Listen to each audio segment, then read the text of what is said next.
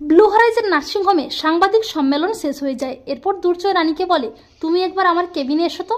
আর রানীকে পেয়ে তো রানীর বান্ধবীরা খুব খুশি হয়ে যায়। অপরদিকে দুর্জয় রানীর জন্য অপেক্ষা করে বসে থাকে। এরপর রানী দুর্জয়ের কাছে আসে, আর দুর্জয় কেবিনের দরজাটা বন্ধ করে দিয়ে রানীর সাথে রোমান্টিক করতে ব্যস্ত হয়ে পড়ে। অপরদিকে আনিশা প্রচণ্ড ভয়ঙ্কর হয়ে ওঠে। আনিশা বলে, আমার তৈরি করা সাম্রাজ্যে কিনা তোমরা রাজত্ব করবে? তোমাদের আমি শেষ করে ফেলবো রানী দুর্জয়। আমার জীবনে যখন ভালোবাসা নেই তখন কোনো সৌন্দর্যও নেই। এই বলে আনিশা তার মাথার চুল কেটে ছোট ছোট করে দিয়ে নতুন রূপে সেজে ওঠে। অপরদিকে বাড়ির সবাই রানী দুর্জয়ের বিয়ে নিয়ে মাতামাতি শুরু করে দেয়।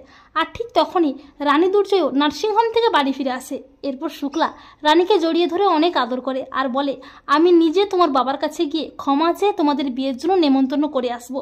আর ঠিক তখনই ইভেন্ট ম্যানেজমেন্টের ম্যানেজারের ছদ্মবেশে সেনগুপ্ত বাড়িতে হাজির হয় আনিশা। আনিশাকে দেখে রানীর মনে সন্দেহ হয়, এমনকি বড় বৌদির মনেও সন্দেহ হয়। রানী আনিশাকে চিনতে পারে।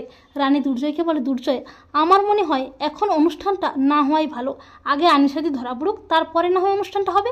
আর আনিশা বিয়েটা পণ্ড করার জন্য নতুন ভয়ঙ্কর প্ল্যান করতে থাকে।